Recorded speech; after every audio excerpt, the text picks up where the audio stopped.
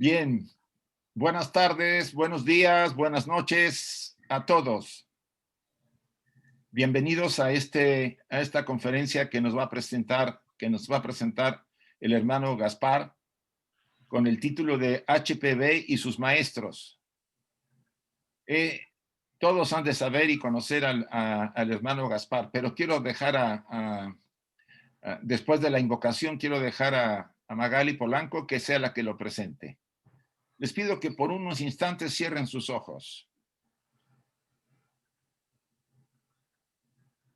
y mantengan la atención en la respiración por unos segundos.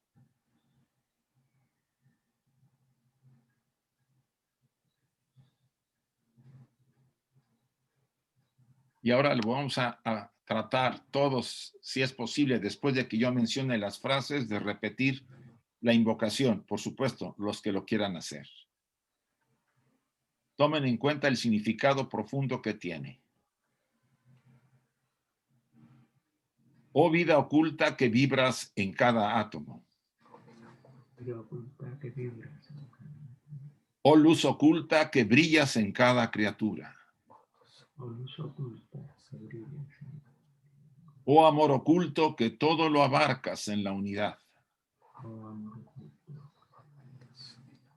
Que cada ser que se sienta uno contigo sepa por lo tanto que es uno con todos los demás.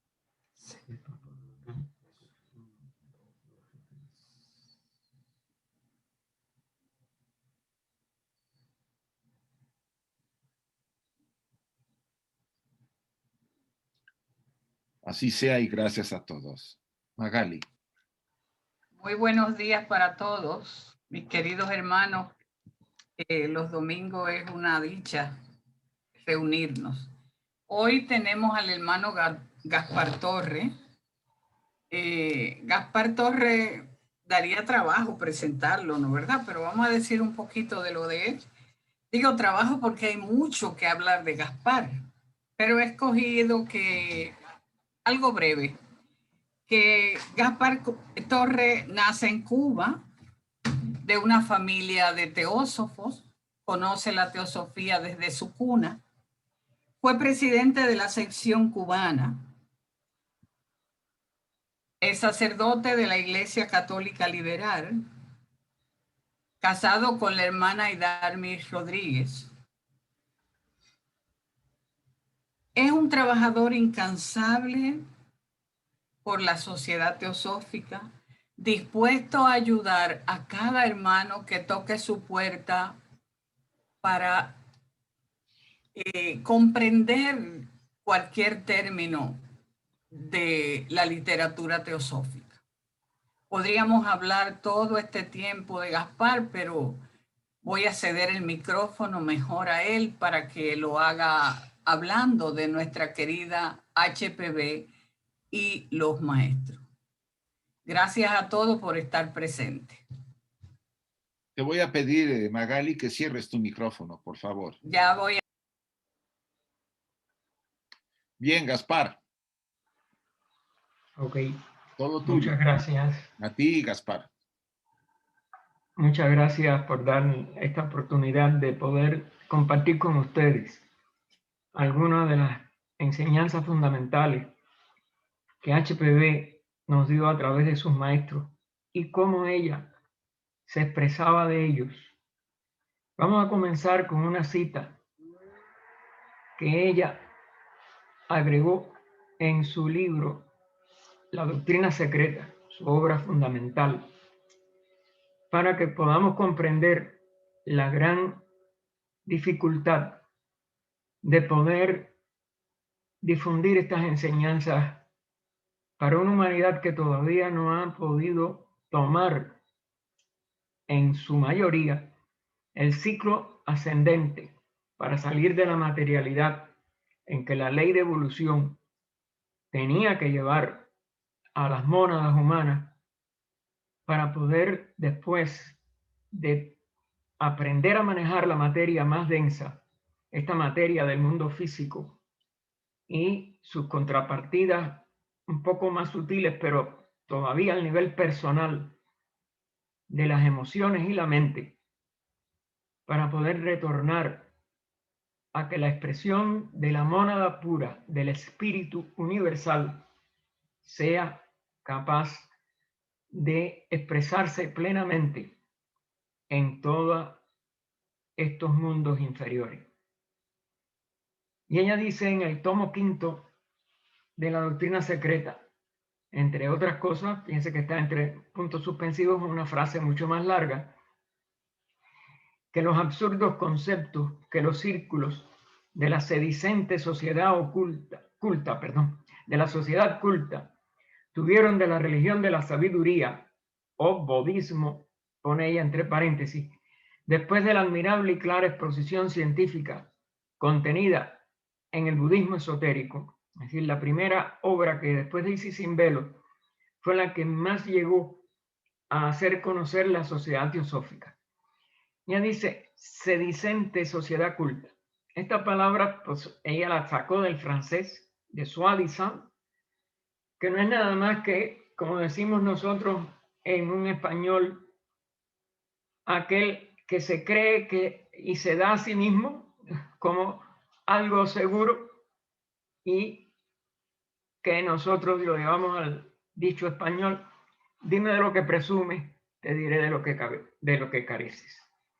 La verdadera cultura, la verdadera expresión espiritual no viene del actual nivel cultural que nosotros expresamos, porque la mente sigue cerrada a lo nuevo, la mente sigue cerrada a la parte verdaderamente profunda de la vida y se conforma con sus apariencias superficiales, temporales, materiales. Y un poco más adelante ella nos dice también en la doctrina, y en esta misma parte del tomo 5, debería servir de aviso hasta a los teósofos que, empeñados en una penosa lucha cotidiana en pro de su causa, no dan paz a la pluma ni se amedrentan ante las suposiciones dogmáticas ni las autoridades científicas.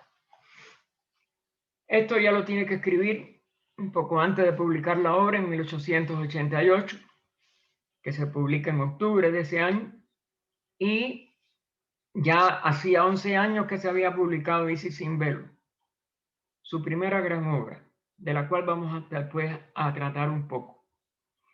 Y ella había visto que el budismo esotérico, publicado unos pocos años después y que llegó a mayor número de personas, sobre todo en la India, en otros lugares, la parte culta de los ingleses, de otros países europeos en general, seguían negando. Y los científicos, salvo excepciones, como los de Sir William Crookes, Alfred Wallace y otros, pues seguían empeñados en sus dogmas, en que fueron convirtiendo la ciencia, como antes lo habían hecho con la sabiduría divina, tanto algunas ya de las religiones orientales, el mismo brahmanismo ha ido decayendo, pero sobre todo las tres grandes religiones occidentales, que eran y siguen lamentablemente siendo cascos endurecidos de dogmas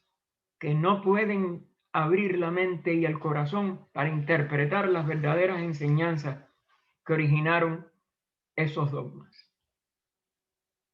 Ellos jamás lograrán que los materialistas ni los devotos presten atención imparcial a su filosofía. Es decir, la filosofía teosófica, la filosofía que ella recibió de la filosofía esotérica de sus maestros, no van a poder conmover y abrir la cerrazón mental y de corazón de muchos materialistas ni de los devotos de estas religiones dogmáticas. Y tenemos que seguir luchando denodadamente para poder abrir internamente en el nivel mental y en el nivel emotivo por amor, por compasión ante tanta ceguera, y que ellos puedan algún día, y lo más pronto posible, lo mejor, abrir sus ojos, abrir sus corazones, abandonar tanto la posición dogmática de la ciencia materialista como el materialismo que conduce a una devoción cerrada a la sabiduría y empeñada nada más en imponer dogmas, o, lo más triste, en que ambos grupos, científicos materialistas, devotos dogmáticos, convierten personalmente, a veces sin darse ellos mismos cuenta, en un negocio aquello que es sagrado, la investigación de la verdad, la investigación del espíritu. Verán rechazadas sistemáticamente, y veremos nosotros también, porque ella se está refiriendo a los teósofos que ahora somos los sucesores, pero ella estaba refiriéndose, como es natural, a los de aquella época. Ella misma ya había, ¿en qué condiciones escribió ella la doctrina? Lo vamos a ver en algunas de las cosas ahora. Verán rechazadas sistemáticamente sus doctrinas, las esotéricas, y aún se negará a sus teorías un lugar en las filas de las científicas, de las continuamente variables hipótesis modernas. ¿Qué es lo que predomina? Hipótesis sin fundamento, hipótesis no basadas en la investigación, sino en las opiniones que vienen a la mente de estos científicos dogmáticos. Esto es casi inevitable también cuando lo aplicamos a la vida de HPV y sus relaciones con los maestros de sabiduría. Fue de lo que más le hizo a ella sufrir, fue donde ella más fue incomprendida, aunque sus libros siguen siendo, para gran cantidad de seres humanos, escrituras selladas a las cuales no pueden acceder porque no se abre primero la mente y el corazón para poderlas abrir en el sentido intelectual.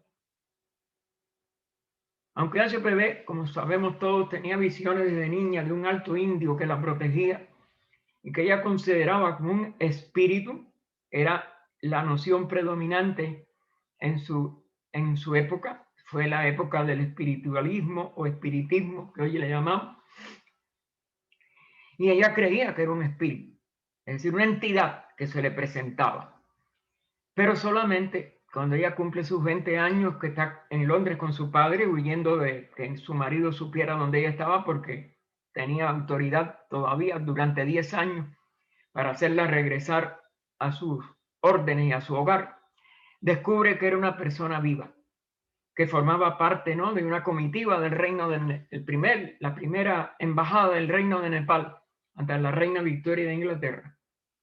Pero esa noche ella lo encuentra en Hyde Park. Ella sintió ese impulso de salir, porque ella lo ve de día en una parada oficial de las ceremonias que se hacían recibiendo a esta embajada, y es cuando ella se encuentra con él.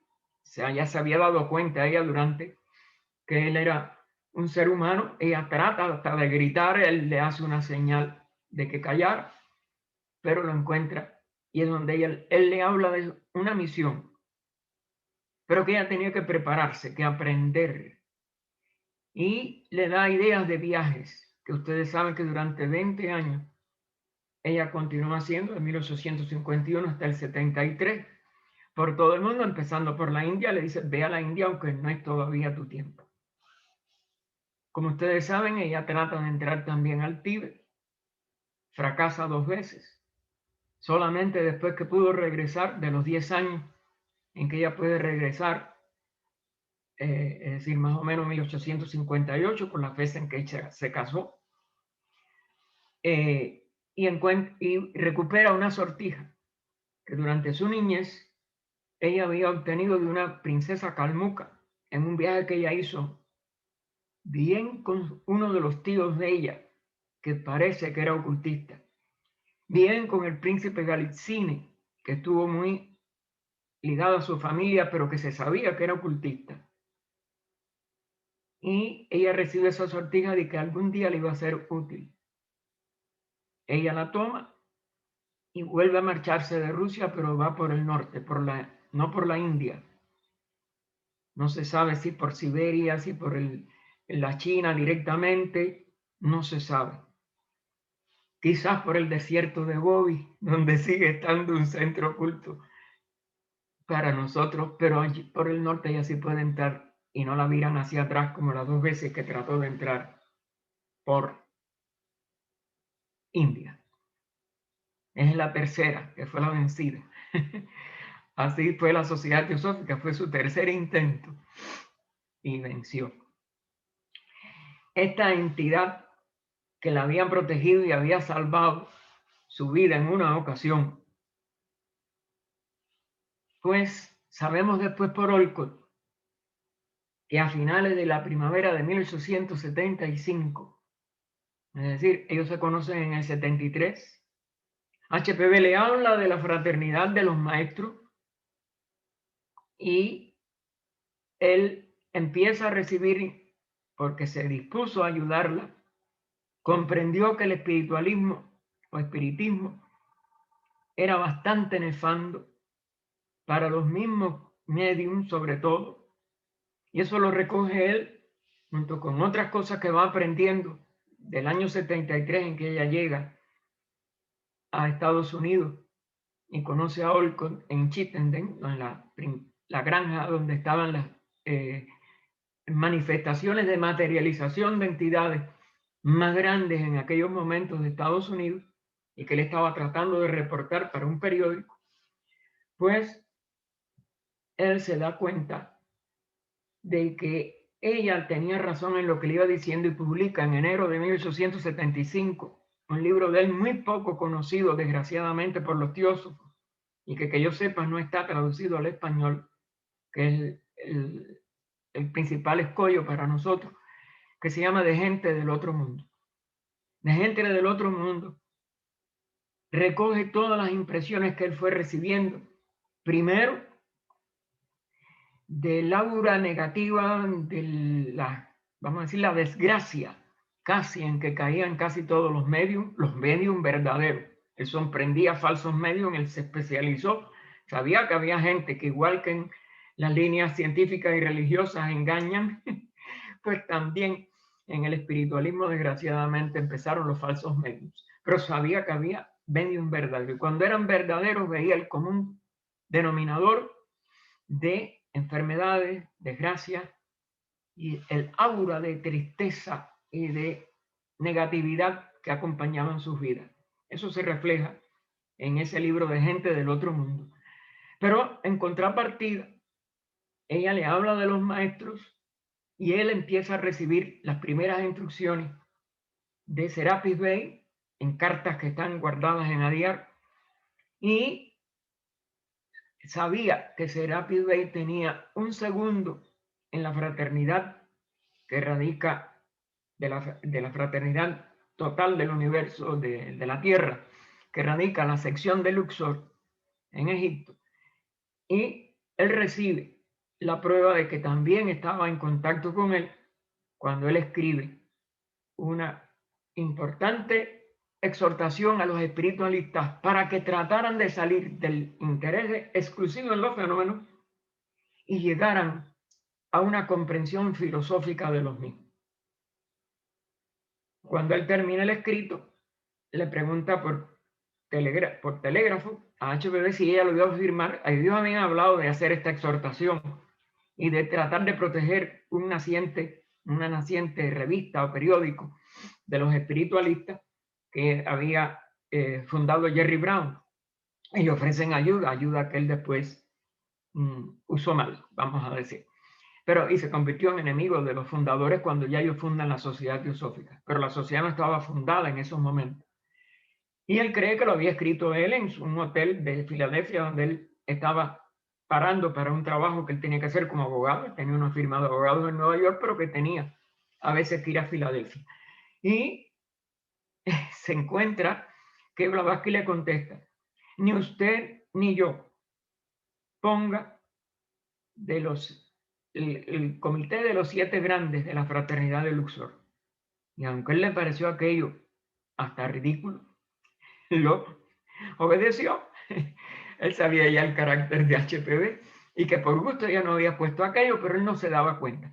Cuando él regresa a Nueva York, y él enseñó que el acróstico de los 5 párrafos del que él había escrito y que él creía había escrito desde su mente y de las conversaciones que había tenido con HPV sobre el propósito de aquella exhortación, estaba la palabra del nombre de ese, o hacían los iniciales de los 5 párrafos, hacían el nombre Twitic, y que eso no podía ser una casualidad. Allí Olcott empezó a ver que ella no era un ser que hablara algo si no estaba segura de lo que estaba diciendo. Pero en la primavera ya del 75, él publica el libro en enero. Esta exhortación se había hecho antes.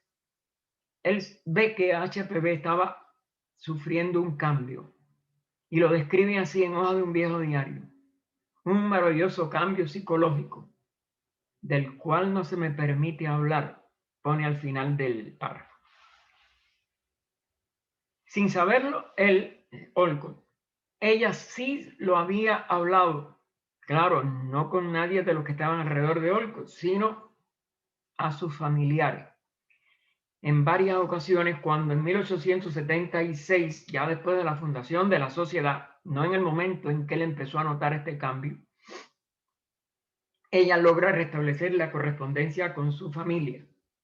Ella sale de París en 1873, no tenía la intención de venir a Estados Unidos todavía, ya no sabía que el futuro estaba en otro lugar, no en París, pero estaba esperando, vamos a decir, otras cosas en París. Y de pronto le llega la instrucción de que viajara inmediatamente y se encontrara con quien tenía que ayudarle a hacer su labor a Nueva York. Y es que ella viene a Estados Unidos y en Nueva York se queda sin fondos porque como no había salido con, vamos a decir, con unos preparativos exactos, como ella tiene que ayudar a una familia que estaba en el puerto de Havre, varada, una familia alemana que venía a inmigrar. El marido de la señora estaba, no sabemos su edad en aquellos momentos, estaba aquí en Nueva York, le manda los fondos para que ella viajara a Alemania. Ella va de Alemania, compra un boleto de Alemania al puerto de La Havre en Francia y se encuentra que el billete era falso, la habían estafado, y aquella mujer con aquellos niños estaba desamparada. Blavatsky no tenía más dinero y tiene que cambiar su billete de primera por un billete de tercera clase. Una mujer como ella tuvo que viajar en un banco de madera todo ese viaje, pero salvó a aquella familia. Y cuando llega a Nueva York, el cónsul ruso en Nueva York le impide obtener fondos, dudando de su palabra. Recuerden que en aquella época era más difícil, ¿cómo se llama? Comprobar una identidad. Y entonces tuvo que trabajar con un judío en Nueva York en una fábrica de corbatas. Todo esto ya ella lo va pasando y todo lo hacía para servir al que estaba en desgracia y para servir a los maestros para el bien de la humanidad. Entonces ella está esos 3 años sin poder comunicarse con su familia. El padre muere, hay toda una serie de circunstancias que no podemos seguir ampliando. Pero bien, cuando ella reanuda la correspondencia, porque ella había cambiado también de domicilio de París a Nueva York, y en Nueva York parece que las circunstancias económicas también le hicieron cambiar, pues las cartas no le llegaban y ella empieza entonces a reanudar su correspondencia en ese año, ya después de la fundación de la sociedad. Y ella informa a Vera sobre la seria herida en su pierna sufrida a principios del 75 más o menos por esta época de la primavera del 75, en que Olcott nota el cambio, y ese maestro hindú, le dice ella en la carta, curó totalmente justo antes de evitar la amputación de la pierna. Y le dice a Vera en la carta, entonces comencé a sentir una muy extraña dualidad. Varias veces al día sentía que aparte de mí, había alguien bien separado de mí, presente en mi cuerpo. Jamás perdí la conciencia de mi personalidad. Lo que sentía era que yo guardaba silencio y el otro, el morador en mí, hablaba con mi lengua. Por ejemplo, sé que jamás he estado en los lugares descritos por mi otro yo, pero él no miente cuando habla sobre lugares y cosas que no conozco y porque en verdad las ha visto y las conoce bien. Me entrego, dejo a mi destino que me conduzca con su dulce voluntad. Y aparte de eso, ¿qué puedo hacer? Sería perfectamente ridículo si negara la posesión del conocimiento del que mi número 2 dispone, dando ocasión a la gente que me rodea a imaginar que los mantengo en la oscuridad por falsa modestia. Es la época de toda esta escritura de Isis sin velo, que termina en el 77. Recuerden que esta carta es del 76. Y Olcott sabía de estos cambios. A veces veía hasta distintos adeptos, pero se daba cuenta que no era ella. Continúa ella en la carta, a ver, en la noche cuando estoy sola en mi cama, toda la vida de mi número 2 pasa ante mis ojos y no me veo como yo misma totalmente, sino como una persona de raza y sentimientos diferentes. Pero ¿qué utilidad tiene hablarlo? Es suficiente con una sola loca. Trato de apartarme y olvidar la extrañeza de mi situación. Esto no es mediunidad y tampoco ningún poder impuro, es decir, una entidad negativa, como le pasaba a los medios, porque posee un ascendiente demasiado poderoso sobre todo y nos conduce hacia sendas mejores. Más adelante ella le dice a su familia del número 2, que nosotros tenemos que comprender es su maestro. Veo a este hindú cada día, exactamente como puedo ver a cualquier otra persona viviente, con la única diferencia que me parece más etéreo y transparente. Antes me mantenía en silencio sobre estas apariciones, pensando que eran alucinaciones, pero ahora también son visibles para otras personas, sobre todo Olcott. Él aparece y nos recomienda sobre la conducta y lo que escribimos, ética y sabiduría para donar a la humanidad. Evidentemente conoce todo lo que sucede, hasta los pensamientos de otras personas, y hace que yo exprese su conocimiento. A veces me parece que me eclipsa totalmente, simplemente penetrando en mí por los poros, como una esencia volátil y disolviéndose en mí. Entonces ambos podemos hablar a otras personas y comprendo y recuerdo ciencias y lenguajes. Todo. Él me instruye por dentro, aún sin estar ya conmigo. O sea, ella iba asimilando todo eso y los dos se iban convirtiendo en uno. Vera también escribió después de su muerte lo siguiente: a pesar de mis visitas a ella casi todos los años durante los 5 años pasados, visitas que duraban meses bajo su techo, he comprendido muy poco sobre sus celosas explicaciones. Hoy, 15 años después, me maravillo aún más ante el fenómeno inexplicable de su conocimiento profundo, el que bajó sobre ella como del cielo, y de todas las maravillas atribuidas a ella por los teósofos. Olcott también estaba confundido por el conocimiento adquirido por HPV al escribir Isis, y sin decirle, escribió una larga carta en francés a Nadia. Nadia es la tía de Blavatsky, pero recuerden que tenía 2 años menos que Blavatsky. Ella era la hija, vamos a decir, de la vejez de su abuelo, acerca de la educación de HPV.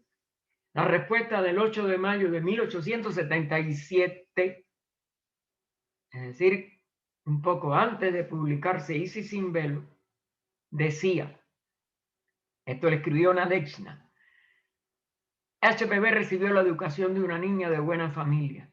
Ella fue bien educada, pero no del todo. Por su escolaridad no había problema, pero la inusual riqueza de su naturaleza intelectual, la delicadeza y dulzura de sus pensamientos, su facilidad maravillosa de comprensión, asimilaba y aprendía los temas más difíciles que hubieran requerido de cualquier otro años de laborioso estudio. Muy desarrollada en inteligencia, unida a un carácter fiel, recto, franco y enérgico, le dieron una superioridad poco común, la elevaron sobre el nivel de las mayorías insípidas de las sociedades humanas. Nunca pudo evitar llamar la atención general y la consecuente envidia y animosidad de todos aquellos que en su inferioridad trivial se sentían heridos por el esplendor de las facultades y talentos de esta mujer realmente maravillosa. Usted me pregunta cuáles idiomas estudió. Desde la niñez, además del ruso, su lengua nativa, ella conocía solamente francés, que lo conocía en mayor proporción, e inglés. Mucho después, durante sus viajes por Europa, aprendió un poco de italiano. La última vez que la vi hace 4 años, es decir, en el 73, antes de ella salir para París, eso era todo lo que sabía de lenguas. Estoy segura, puedo asegurárselo. No había comparación con la increíble profundidad de la erudición que 4 años después afloró en ella y que están comprobadas por Isis sin velo.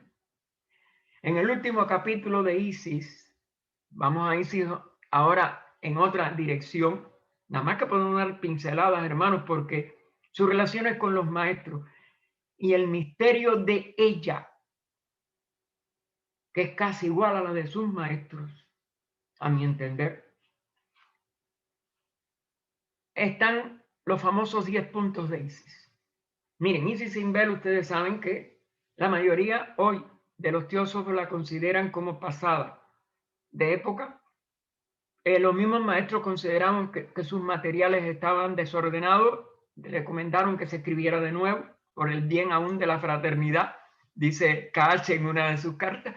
Pero cuando ustedes de verdad son guiados, porque yo fui guiado por una persona como fue Carmen Segón Pozos, inolvidable para mí, nacida en México, de padre español y madre mexicana, y madre que era medium, y que dejó la mediunidad porque el español que llegó de España a México era teósofo y llevó en el barco un baúl mundo con los libros teosóficos que ya conocía, los editados allá en Barcelona por Mainadé, pues la editorial Mainadé. Y él convenció a la esposa de que dejara la mediunidad. Carmen Segón, por tanto, tuvo también un hogar teosófico en su padre y me enseñó, cuando yo tenía 20 años, En mi casa estaba Isis sin velo, pero yo lo vi, no entendía nada. Y ella me enseñó a estudiarlo, como me enseñó la doctrina secreta. Todo se lo debo a ella en estas dos obras. Mi papá murió cuando yo tenía 11 años y no me podía enseñar estas obras. Me había hablado de Guimarães de Daza, sobre todo Fundamento de Teosofía, ya yo lo leía, y otras obras, pero Blavatsky no me pudo llegar a... Yo sé que él la estudiaba, pero no sé cómo. Y entonces ella me dice, mira, las dedicatorias de las 4 obras de HPB son las importantes. ¿Qué dice Isis sin velo? Dedicada a la sociedad teosófica para que estudie de los temas de que trata. Los temas podrán estar en desorden, podrá esto, pero tienen también su sentido oculto y se van enlazando ocultamente. Hoy con las ediciones electrónicas nosotros podemos volver a escribir Isis sin velo. Y cuando ustedes cogen tópicos, temas, lo que puede enseñarse en una logia es maravilloso. Evitando las cosas que ya no están actuales, claro. Pero de todas maneras, la posición de la ciencia contra la espiritualidad y la posición de los dogmas llamados religiosos, que nunca son religiosos, porque religar es volver a ligar con lo espiritual. Pero los dogmas que se usan como religiosos, pues siguen vigentes en una gran mayoría o siguen empleándose para fructíferos negocios. Y entonces, nosotros si evitamos la parte que no sea actual, tenemos una fuente inagotable de sabiduría. Y hoy yo les traigo, porque aquí está el resultado, sobre todo en estos 10 puntos de Isis. También Isis tiene, dado por Blavatsky en el prefacio de la doctrina, una clave en ese 4º tomo. Esto está tomado del 4º tomo, página 258 de la edición electrónica, que es la que le puedo dar página, porque yo no tengo ya libros aquí, todos los dejé en Cuba, porque no iba a sacar de Cuba libros que es tan difícil obtenerlo. Y tengo la edición electrónica de Isis, es la página 258. De la edición española, que se hizo en CD hace ya muchos años, que me regalaron en uno de mis viajes a España. Y así que creo que sobre todo los que son hermanos de España tengan esta edición electrónica de Isis. Está también en el 4º tomo, no recuerdo ahora la página, discúlpenme, no anoté todo porque es demasiado. Y es la rueda de Ezequiel, pero lo buscan en el último capítulo, creo al principio del último capítulo o del penúltimo capítulo de Isis sin velo, en el 4º tomo de español, y allí encontrarán la rueda de Ezequiel. Ese contiene la clave de toda la obra. Y ella dice que en la doctrina le da 7 vueltas. Si ustedes logran descubrir esa clave, podrán entonces profundizar más en la doctrina, porque son las 7 vueltas de la clave de la rueda de Ezequiel en Isis sin velo. Y entonces ella introduce estos 10 puntos de Isis que son fundamentales igual, aunque no tengan la clave de la parte esotérica, sí tienen la clave de los maestros, de su relación con ella y con todo discípulo, porque ella fue un modelo de ese discipulado, y tenemos entonces la clave de cómo ver a los maestros en el sentido que ellos son expresiones de la magia superior divina y de lo que ellos no son, porque ellos no entran en la hechicería, que es tan corriente entre las líneas decadentes de espiritualidad, también anquilosada en lo psíquico, para impedir el psiquismo que nos puede hundir, igual que hundió a la 4ª raza Atlante, y que hoy está muy presente, desgraciadamente, en muchos movimientos mal llamados espirituales, que no son nada más que extensiones psíquicas del mismo espiritismo y de otros movimientos que de la línea espiritual descendieron lenta, pero seguramente a un psiquismo intrascendente y peligroso. Para comprender los principios de la ley natural involucrada el lector tendrá en cuenta las proposiciones fundamentales de la filosofía oriental que hemos elucidado sucesivamente. Es decir, este es un resumen de Isis y un resumen de la parte esotérica de la filosofía oriental. Primero de los 10 puntos, no hay milagros. Todo lo que sucede es resultado de la ley eterna, inmutable, siempre activa. Esta es la salvaguarda principal contra el psiquismo. El psiquismo no busca investigar la ley. El psiquismo busca el fenómeno. Y por eso degrada el ocultismo y la espiritualidad a psiquismo. Segundo punto. La naturaleza es trina. Recuerden que ella no recibió autorización para enseñar la doctrina sectenaria, la enseñanza sectenaria en Isis sin velo.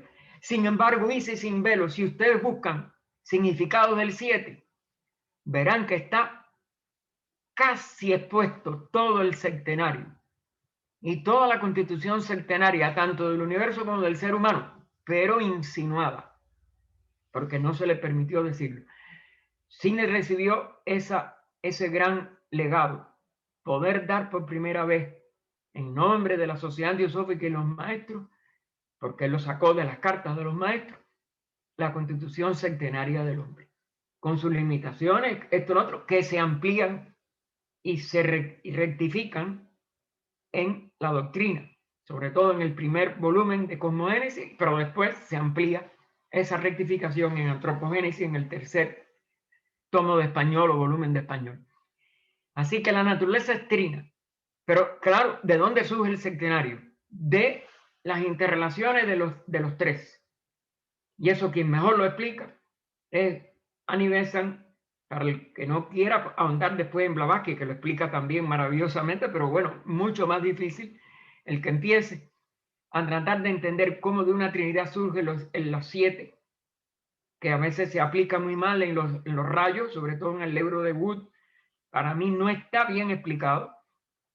Annie Besant lo explica en un estudio sobre la conciencia, por el segundo, tercer capítulo, donde explica tanto la Trinidad del Espíritu como su expresión en el espacio o en la materia o en las gunas, cómo los tres se convierten en 7.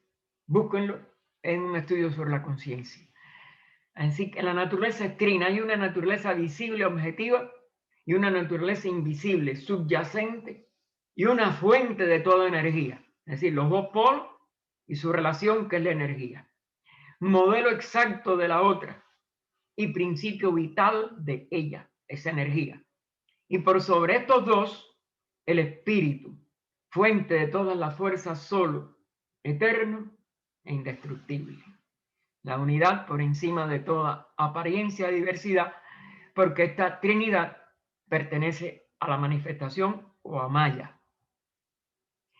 Tercero, el hombre también es trino, es decir, el hombre es microcosmo del macrocosmo. Lo que es cierto en el universo es cierto en el pequeño universo humano. Tiene un cuerpo objetivo físico, su cuerpo astral, proveedor de la vitalidad, lo que nosotros llamamos después de Annie Besant y Peter, el Linga Sarira, lo llamaba ella el astral, y el Kama es como nosotros llamamos al de los deseos, y al Linga Sarira le llamamos cuerpo etérico o doble etérico, que también Blavatsky usó, doble etérico, y lo podemos demostrar también, aunque este no es el escenario. Su cuerpo astral, proveedor de la vitalidad o alma, el hombre real, y estos dos están eclipsados e iluminados por un tercero, el monarca, el espíritu inmortal. Y tenemos la misma Trinidad reflejada en el ser humano, porque las dos son correspondientes. Cuando el hombre real puede sumergirse en el último, el espíritu, y tercero, adviene una entidad consciente inmortal. Porque ahora nosotros no somos conscientes de nuestra inmortalidad.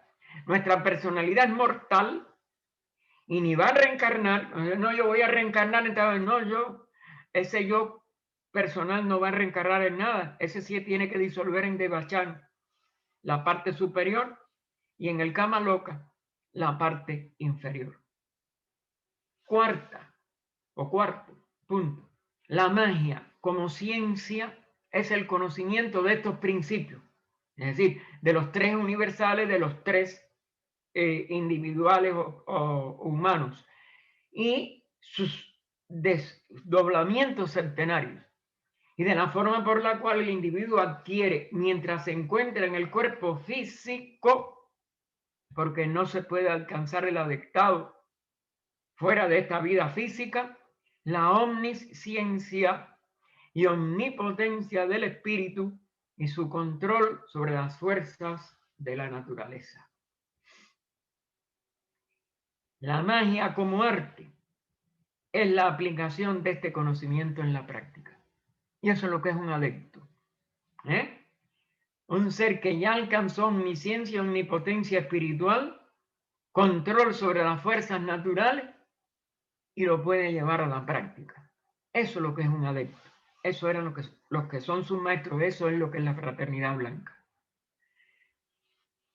Quinto, el conocimiento arcano mal aplicado es hechicería.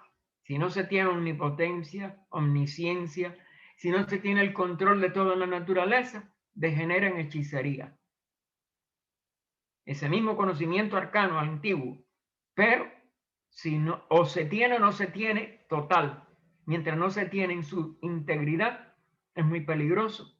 La luz astral puede lo mismo salvar que matar, etcétera, etcétera. Y no se llega a la verdadera energía superior de la casa, sino nada más que se manejan las inferiores de la luz astral. Así que, usado benéficamente, o sea, para ayudar, es la magia verdadera o sabiduría. Ese mismo conocimiento, pero hay que elevarse a su pureza original superior. La mediunidad es lo opuesto al adeptado. El medium es el instrumento pasivo de influencias extrañas. El adepto se controla activamente a sí mismo y a todas las potencias inferiores. Ella siempre protestó de que ella no era un medium. Está hasta en la explicación que leímos a su familia de lo que pasaba con su maestro. Ella sigue siendo acusada por muchas personas de mediumnidad. Ella fue medium cuando nació, porque en cada encarnación hay que dominarlo. No sabemos si lo había dominado en otras encarnaciones o no, pero en esta ella lo dominó, bajo la dirección del maestro. Y solamente fue una medianera consciente, y fíjense cómo pudo ella ir asimilando toda esa sabiduría, y lo mostraba constantemente en todas sus cosas. El séptimo, todo lo que alguna vez fue, es o será, está registrado en la luz astral o tableta del universo invisible. El adepto iniciado, usando la visión de su propio espíritu, puede conocer todo lo que se ha sabido o puede saberse, con una sola aclaración que agrega entre corchetes en nuestro sistema solar. Recuerden que hay límites, el adeptado no es el fin de la evolución, ellos continúan ascendiendo a jerarquías dianchohánicas, a jerarquías logóicas, etc. Pero como jerarquías, porque la evolución individual termina en el adeptado. Somos individuos aparentemente separados, aunque seguimos en la unidad de la vida, pero mientras seamos humanos, los seres superhumanos son jerarquías y trabajan y ascienden por jerarquía como una unidad superior a lo que nosotros llamamos un individuo. El octavo punto. Las razas de los hombres difieren en dones espirituales como en color, estatura o cualquier otra cualidad externa. La evidencia natural prevalece en algunos pueblos, en otros la mediumnidad. ¿Por qué?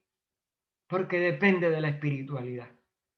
Los pueblos que se espiritualizan van adquiriendo evidencia natural, superior, espiritual. Los que no se espiritualizan van degenerando a condiciones psíquicas que nos llevan a la mediunidad.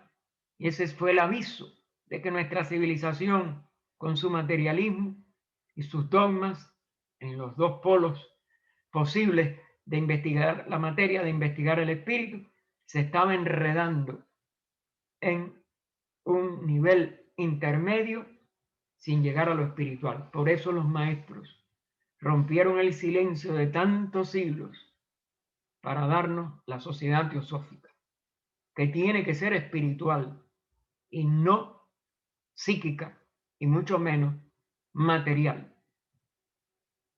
Noveno punto, una fase de la habilidad mágica es el retiro voluntario y consciente del hombre interno, es decir, su parte etérico-astral, es decir, su parte invisible, del hombre externo físico, pero se separa a voluntad, no cayendo en sueño, en trance o por pases hipnóticos o magnéticos. A veces ocurren mediums, pero es inconsciente e involuntario. A los movimientos de la forma astral no ofrecen obstáculo ni el tiempo ni el espacio. Los maestros, por tanto, están en cualquier punto, en cualquier lugar o circunstancia que les sea útil en su servicio por la humanidad. Por eso no están ni en el Tíbet, ni están en ningún lugar conocible por nosotros, ni en todos a la vez. Los taumaturgos, que son, recuerde que son los que ya dominan todas las fuerzas de la magia superior, entrenados en la ciencia oculta, pueden causar a su cuerpo físico la desaparición aparente o tomar cualquier forma que elijan, otra de las facultades de los adeptos. Puede hacer visible su astral o darle apariencias propias, es decir, de otros, apariencias de otros seres o individuos. Y el décimo, la piedra angular de la magia corresponde a un conocimiento íntimo práctico sobre el magnetismo y la electricidad, sus cualidades, correlaciones y potencia. Siempre ella dijo que el magnetismo, que es la electricidad, son los dos polos de la energía eléctrica o de la realidad de Foja en este plano, es lo que es angular, es decir, necesario para que la magia pueda hacerse visible en este mundo. Para resumir en unas pocas palabras, la magia es la sabiduría espiritual, la naturaleza es su aliado natural y a la vez discípula y sierva del mago. Un principio vital común impregna todas las cosas y es controlable mediante la voluntad perfeccionada humana. Aquí ven ustedes cómo Blavatsky va sintetizando estos 10 puntos. Y lo principal es lo siguiente, y esto también está tomado de ella. Más allá de los Himalayas existe un núcleo de adeptos de varias partes. El Techo o Panchen Lama los conoce y ellos actúan juntos y algunos de ellos están con él y permanecen en su verdadero carácter aún para la mayoría de los lamas, que son en su mayoría tontos e ignorantes. Mi maestro, IKH y varios más que conozco van y vienen y todos están en comunicación con adeptos en Egipto y Siria y hasta en Europa. Recuerden que el maestro Hilarión, que el veneciano, que el que se le da el nombre de príncipe Rákóczi o conde Saint Germain en la corte de Francia, todos ellos han estado más en Europa. Y KH estuvo en Europa. En una carta a la señora Hollins Billings, de 2 de octubre de 1881, HPV escribió que el hogar de KH, y esto está tomado de la carta, se encuentra en el pequeño Tíbet, que ahora pertenece a Kashmir o Cachemira. Es una gran construcción de madera a la moda china en forma de pagoda entre un lago y una bella montaña. Ven que ella, aparte de la parte interna mística y de todas las condiciones de la magia que ellos dominan, también tenía la parte de su encuentro físico con ellos. Ella añade que el maestro M, su maestro ya particular, de quien habló a Nadezhda y a Vera, suele morar allí. Ambos, dijo, rara vez abiertamente aparecen en el mundo, rara vez, pero ellos pueden proteger sus formas astrales donde quieran. Con respecto a su estadía en el Tíbet, HPV describió en una carta al señor Cine un vistazo de su entrenamiento viviendo en la casa de KH.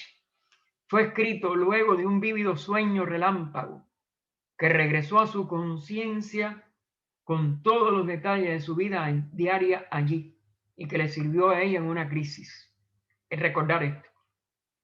HPV aprendió mientras estaba allí el Sensar, la lengua sagrada del original, de las estancias o estancias de la doctrina secreta y de la voz del silencio.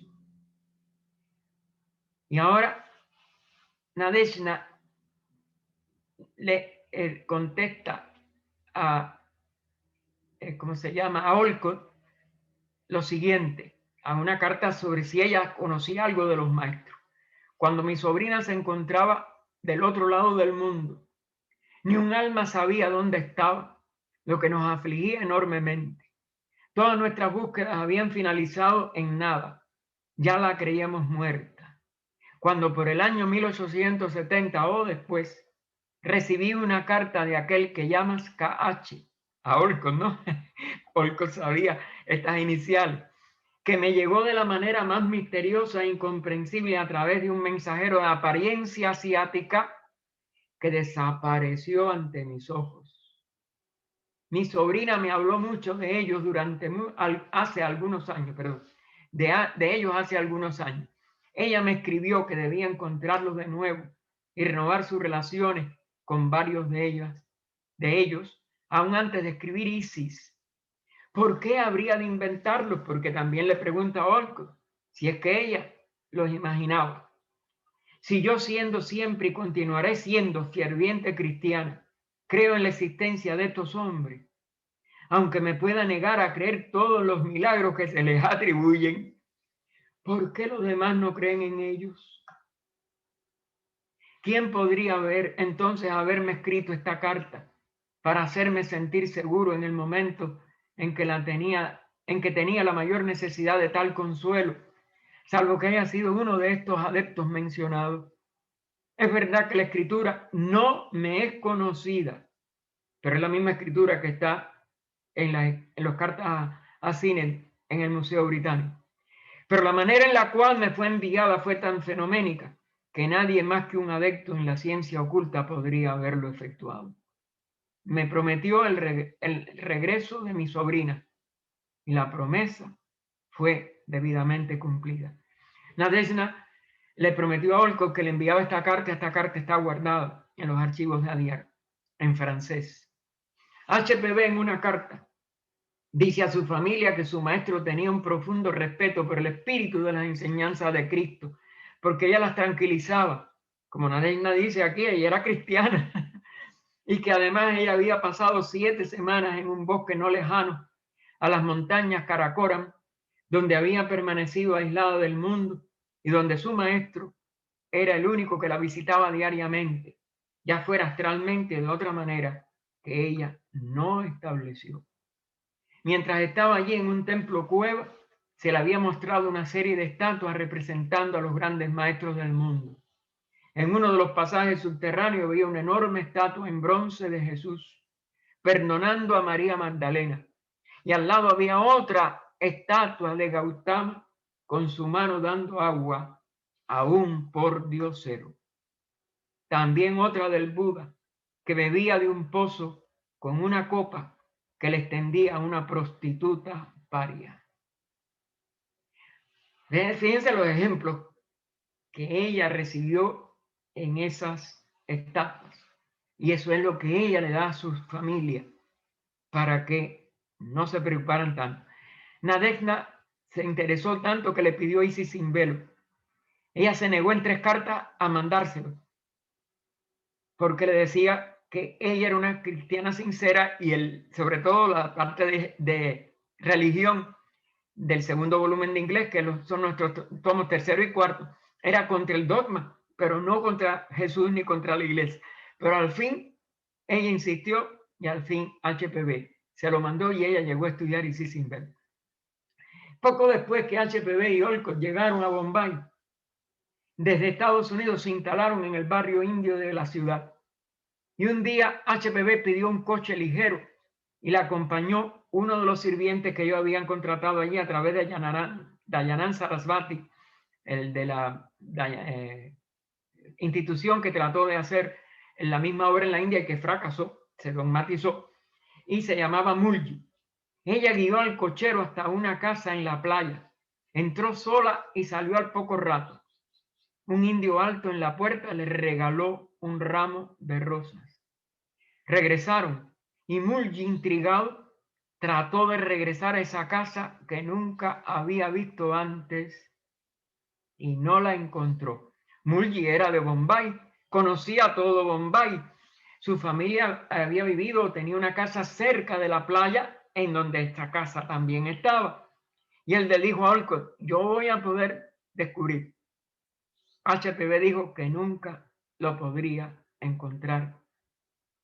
Por eso, él no la encontró, porque esa es una de las casas que se tienen, como se llama, totalmente reservada para cosas ocultas. HPV no había definido ningún plan para establecerse en algún lugar definido al partir de la India, expulsada por los mismos teósofos que la consideraban negativa para la sociedad después del informe Hodgson, y se partió en marzo del 85 a Nápoles, Italia. Por eso ella aprendió algo de italiano, como decía Nadezhda. Debido a la humedad, sufrió frecuentes ataques de reumatismo y las condiciones para escribir eran miserables.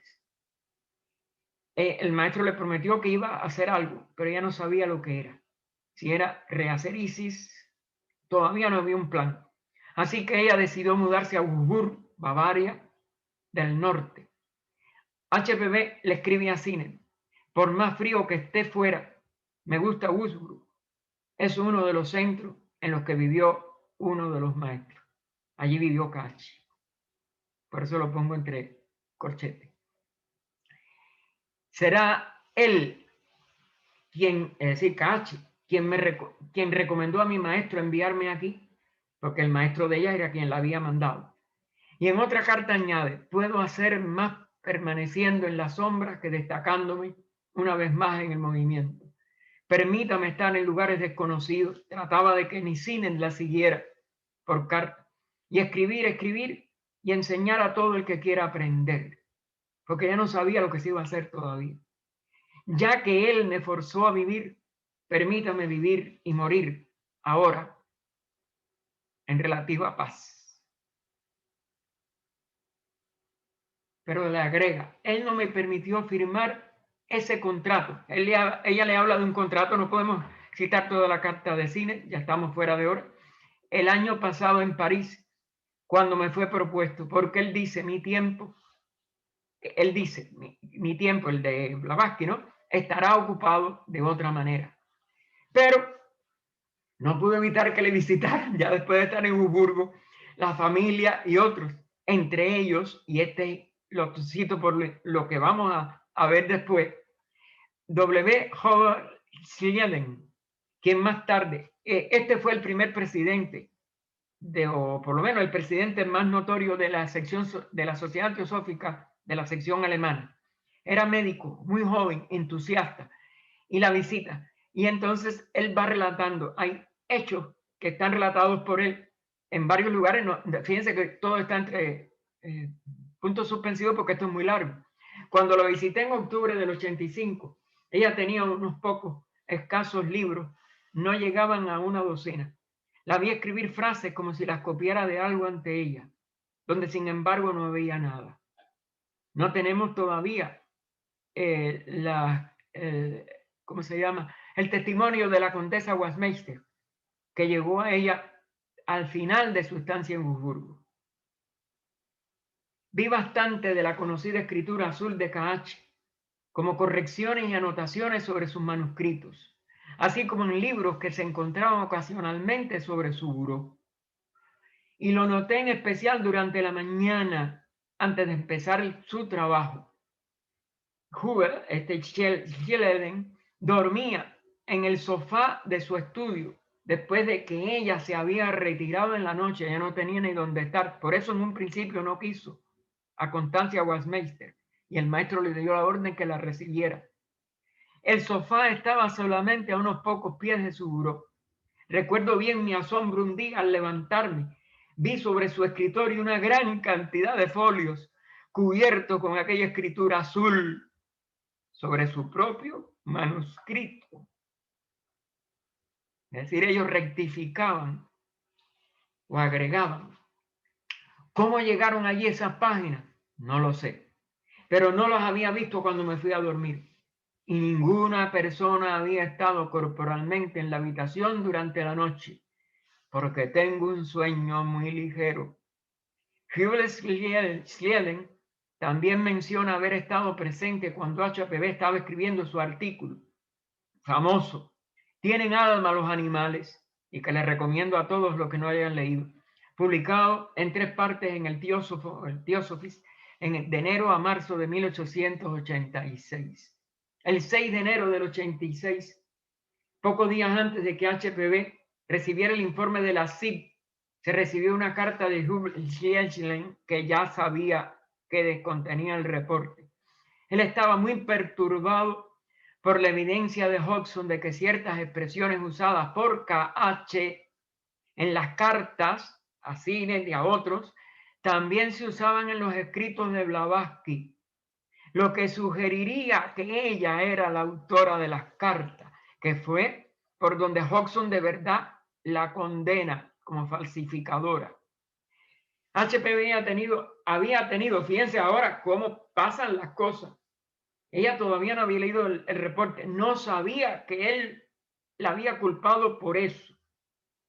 Pero tiene esa misma noche, antes de recibir este informe o esta carta de Schleden, un sueño donde se veía siendo enseñada en su inglés, que era muy poco, por el mismo K.H., lo que daba la causa. Y eso fue por lo que ella se lo pudo explicar cuando Schleden llega. Y Schleden comprendió. Sin embargo, no comprendió del todo. Él la visita a HPV, ¿no? Y al partir fue sorprendido, porque él seguía en sus dudas. Pero él mismo habla con ella y ella le da esta explicación. Este mensaje en su copia de los procedimientos Hodgson, que él llevaba cuando fue a ver a Blavatsky a Wurzburgo. Y entonces encuentra este primer mensaje. Si esto puede ser de alguna ayuda o utilidad al doctor Hubert Schleden, aunque lo dudo, yo, el humilde firmante fakir, certifico que la doctrina secreta está dedicada a Upasika, el nombre de HPV, parcialmente por mí mismo y parcialmente por mi hermano K.H., firmado por M, el maestro de HPV. Un segundo mensaje, habían 2, decía: me pregunto si esta nota mía será merecedora de ocupar un lugar selecto con el documento reproducido por Hodgson y a cuáles de las peculiaridades del estilo de las escrituras blavatskianas, es decir, acusadas de ser plagio, se descubrirá más parecido. La presente simplemente es para satisfacer al doctor que, y ahora cita lo que él había pensado o había escrito o había dicho, cuantas más pruebas, menos se cree. Le recomiendo tomar estos dos documentos y hacerlos públicos. Y Slieben las llegó a publicar. El firmante solo lo hace para satisfacernos, asegurando que cuando esté, lista la doctrina secreta, será una triple producción de M, Upasika y el más humilde siervo del doctor Kach. Es decir, los dos maestros en sus respectivas letras le ratifican que la doctrina secreta que ella estaba empezando a escribir, demoró 3 años en escribirla, esto es en el 85, se publicó en el 88. Ella se tuvo que ir de Augsburgo para Ostende, se une allí y le sigue ya, porque Augsburgo fue donde conoció a Constancia Westmeister. Con Constancia Westmeister y de ahí a Londres con Francesca Rudel, Westmeister y los Kidley. Léanse todo eso, no podemos entrar en ello aquí ahora.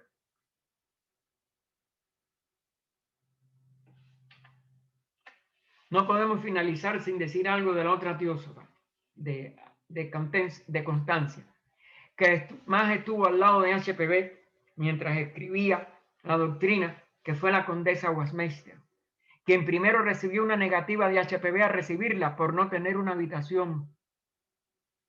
HPV tuvo que, donde ella dormía en Augsburgo, ponerle como una cortina, un paraván, para darle un poquito de privacidad, y por eso no quería recibirla. Y cuando ya ella iba a partir para Italia, cuando recibe la negativa, la condesa, recibió petición en contrario, pues HPV recibió esa indicación de que no, que la recibiera del mismo maestro. Y Constancia Westmeister, que todavía no sabía por qué, porque Madame Blavatsky lo que dice, no, venga inmediatamente, la necesito. Se le ocurre meter un libro que ella no iba a llevar.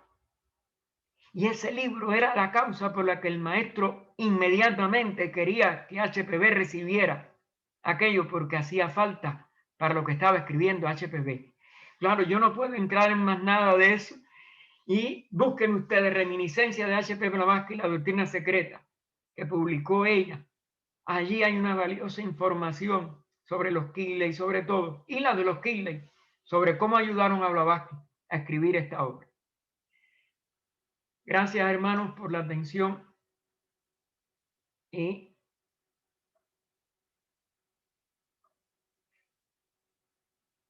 ya podemos dejar de compartir la llamada.